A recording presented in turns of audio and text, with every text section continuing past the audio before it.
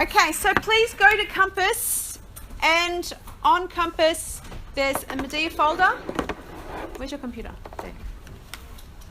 Make sure you can see the documents in there.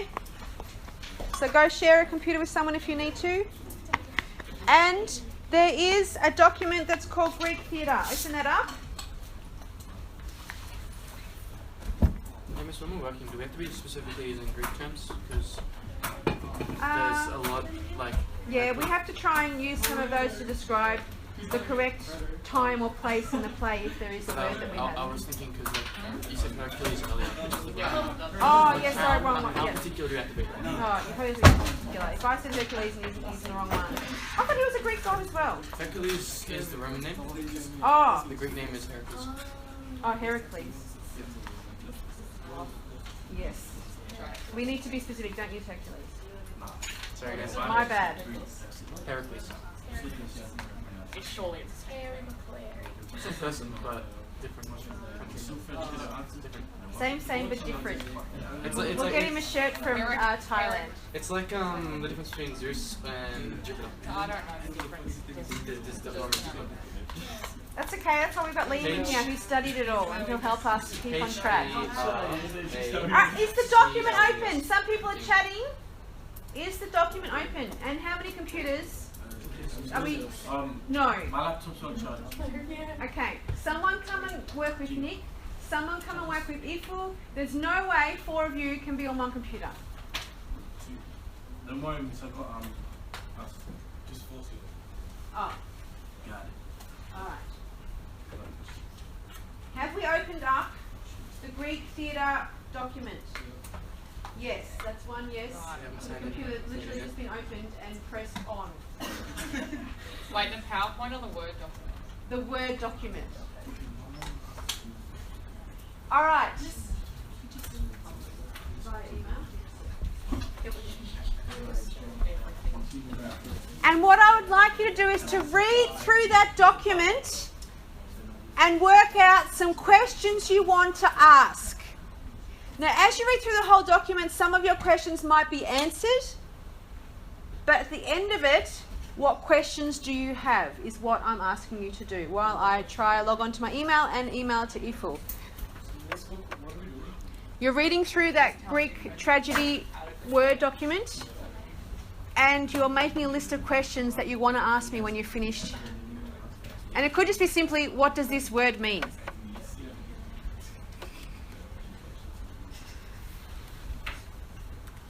What? Yeah, I know. You don't have to pretend you know what it means. That's not the task.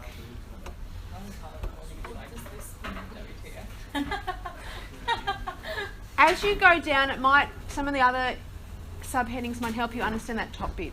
If you're really struggling to understand the top bit, the intro bit, go underneath, there's more definitions, read those definitions first.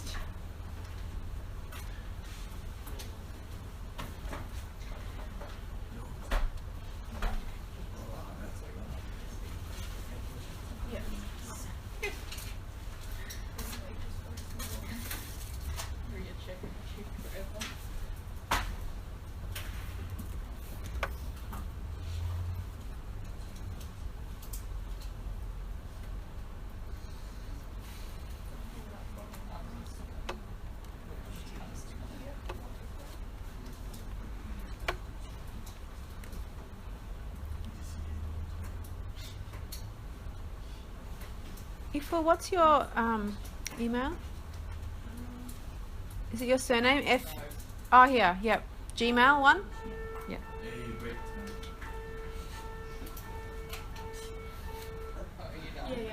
Is it the person who was late to my class who just said that?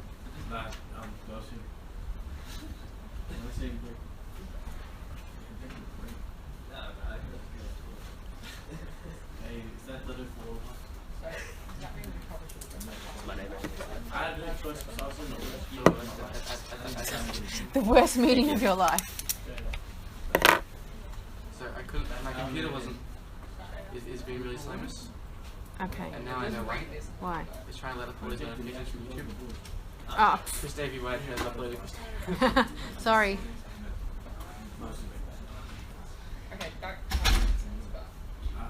Alright, it is emailed Ifo. Alright, we've got about 2 minutes. Yes. Just after we do this, can we break? Just a quick break. Yeah, because I need a week.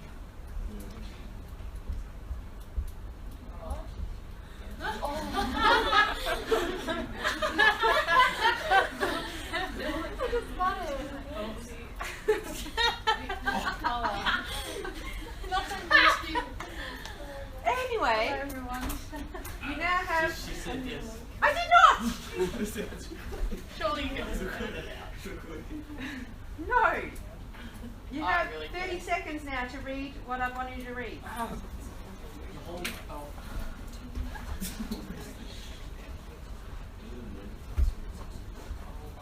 It's in resource. That's a question. Definitely. Alright, I'll give you 2 more minutes because it looks like some people are actually not where I want you to be. It's a good day. No, the whole thing. But the bottom part might help you understand. Oh, I thought strophe needs to strophe with different people's chorus. What are you going to read? So you're trying to understand the document, but if you don't understand, you're making a list of specific questions. You don't say to me, I don't get it. You need to actually tell me what it is, what your question is, what you don't understand, what you want me to explain. But that's in a couple of minutes. What is Where are you up to? Exodus? If I can't read it in my head, that's in, yeah, no wonder I couldn't say that. Can you say it now? Right now, spasm. Before I was like, stash. What is that? Keep going. How do you even say that?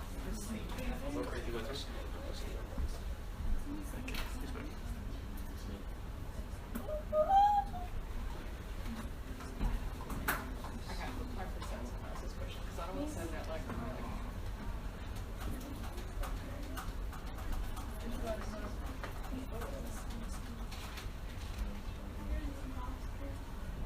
Yes. Times 2. Not a lot of water today. All that I'm Remember going to try. what's back. Okay. What's the time? You weren't here for this one.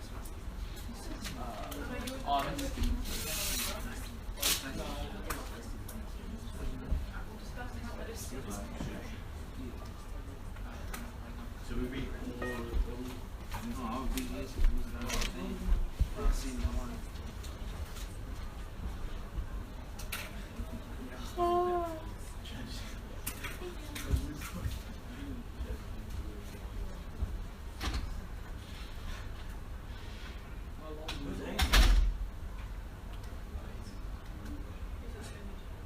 Suspend. Okay, let's discuss it.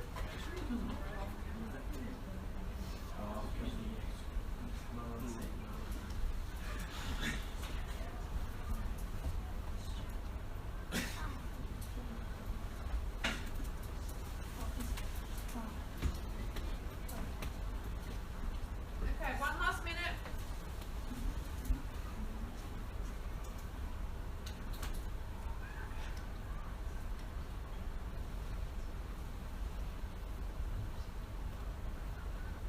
Right, I'm going to be asking certain people what they think each sentence in that opening bit means. Oh, I've just seen the person I was looking for this morning. Zimmer. Oh, Gregory. that's me. No, Did you end up finding him through that community? no, I reckon it's that's not why I'm hunting. I don't think he had close something actually. What acting? Oh, well, Which is in the class. Yes.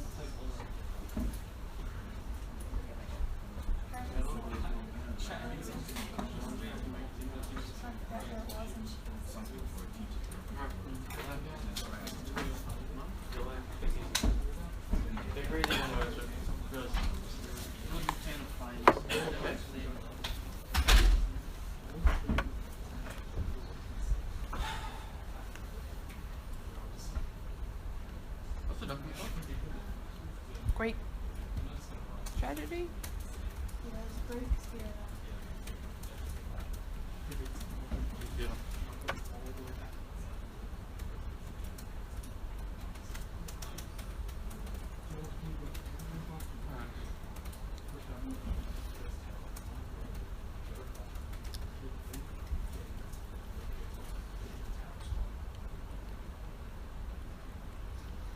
All right, let's get going.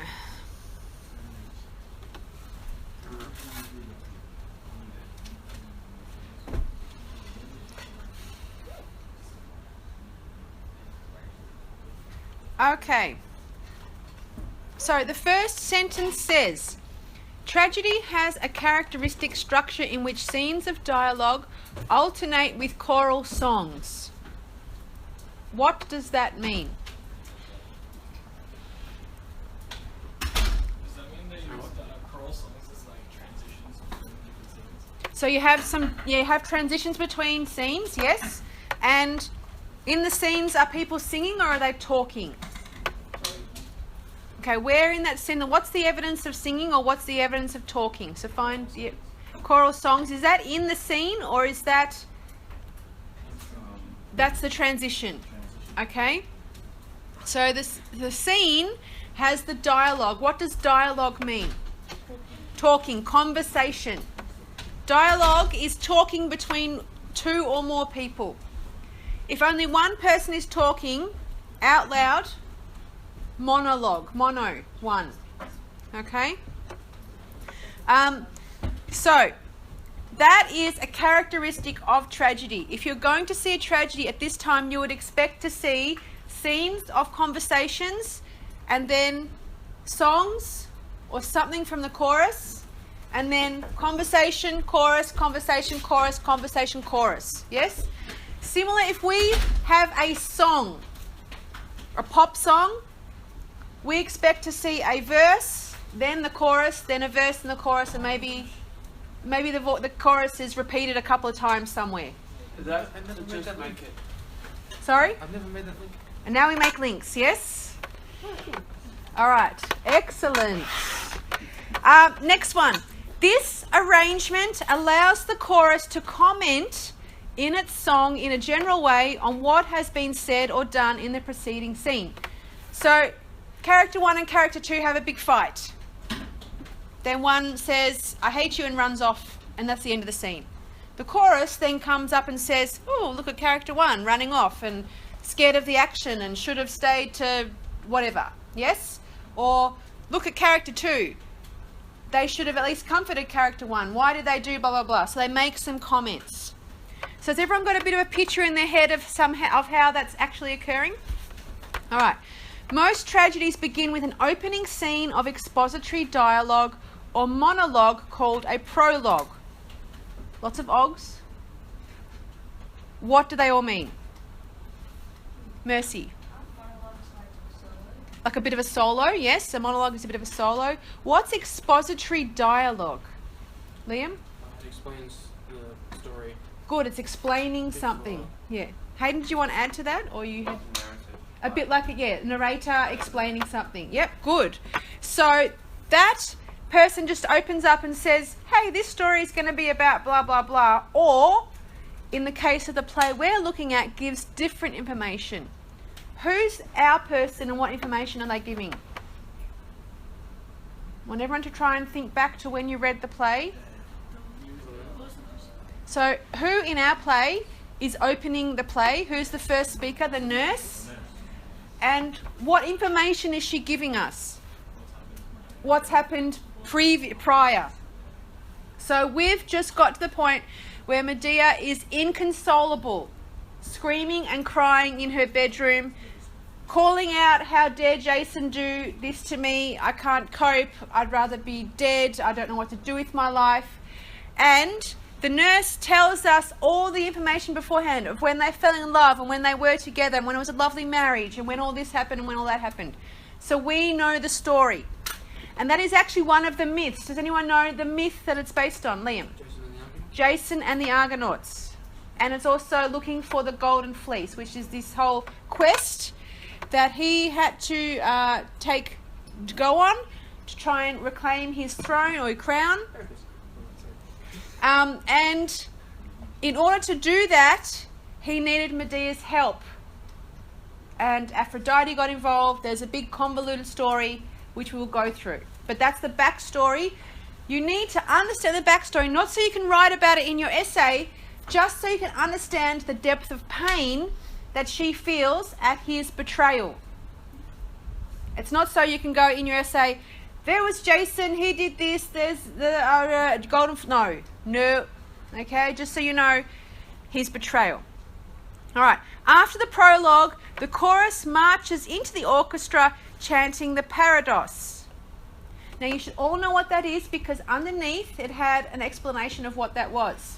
And I said to you, if there are words you didn't understand, it could be underneath. Okay, so do we all look at that?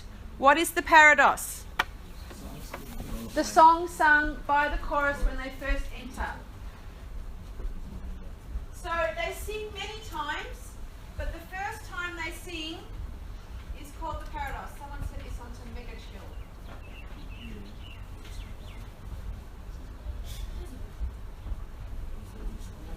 Alright, are there any other questions about that particular time? The parados, yes, no? Now, there's other words. We've got choral songs. They could also be called choral odes or chants. Okay, so if you see any of those other words, don't think it's a completely different thing. Okay, let's go back up to the next sentence. Then follows a scene of dialogue called an episode. So when you're seeing the scene where people are having their conversation or their fight or there's some drama happening, what do we call that? An episode. What do you think we would call the very first one of those? It's a really easy answer. So we call them episodes. Each scene we call an episode, and the very first of those we would call episode 1 or first episode. Actually, first episode. There's no pilots here, not like TV. Okay, so the first episode. And you need to know these words. You need to know about parados, you need to know about prologue, you need to know about episodes. And so if you're telling me in your essay that the nurse gave the background information, you need to tell me which part of the play that occurred in the prologue. When Jason and Medea have a fight, you need to know which exact episode that occurs in. Is it the first, the second, the third, the fourth? When this happens, when she tricks someone into doing blah, blah, blah, which episode's that in? When the chorus is on her side, which stasimon is that in? When they are no longer on her side, which stasimon is that in? Okay? So, the dialogue is called an episode, which in turn is followed by the first stasimon. Now we can work out what a stasimon is because up higher, what did it tell us? The first sentence. There's dialogue alternating with choral songs. So what's the stasimon? The choral songs. So the actors are in the episodes. Who is in the stasimon? The chorus. So you need to make sure you have that distinction. Now, the stasimon also has two separate parts or two elements to it. What are they? It's written in one of the explanations down below. Did you get that far? Hayden? Isn't it like...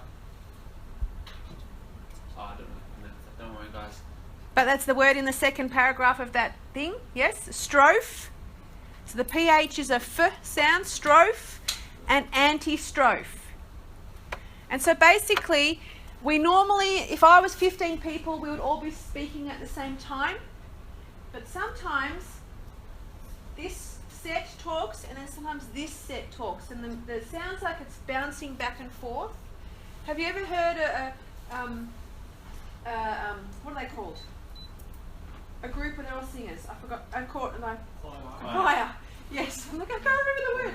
A choir. And so sometimes certain people sing and they go, oh, over here, and this group over here goes, oh, over there, and there's different times where they do that, okay? Sometimes in really big church events, they have those. Anyone ever been in a church where there's different singing, and it moves back and forth? Or if you've ever seen those, like the Christmas Carol is a really good example. You've got a choir at the back, and sometimes the men sing, sometimes the women sing, or it shifts back and forth. And it's not just that it sounds different, but it sounds as if the music's actually moving. Yes? And so that's that different thing there. When we go see the play, there's only 2 people playing the chorus, not 15. And so sometimes they say the lines alternatively. So it looks like it's 2 people, 2 characters, but it's actually the strophe and antistrophe, okay? Which is looking a bit conversational as well, okay? So it's part of that ode chanted as the chorus moves from stage left to right. Okay, so there's two halves of that as well. You don't necessarily need to know if the line you're quoting is a strophe or anti-strophe line. Okay, but you need to know which stazimon is in.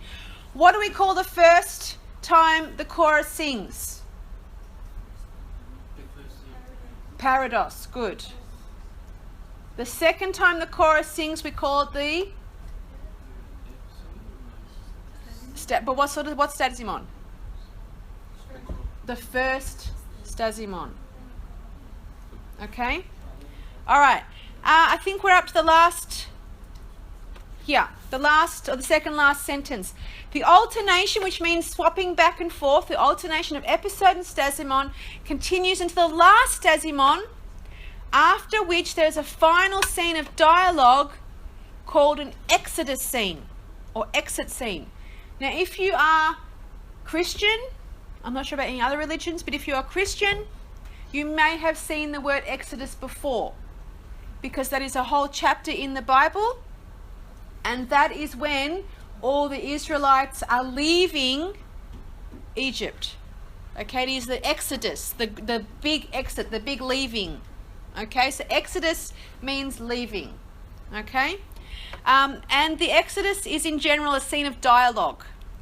And part of that is that it's giving a bit of moral messages, and you're looking at it and you're going, oh, okay, right, this is sort of summing up everything, and I can see that it's not going to say to you, the moral of the story is don't do drugs or whatever. Okay, it's not going to give you the moral, but when you read the dialogue and you watch the dialogue and you understand the dialogue, you really get told the message that you should get out of this.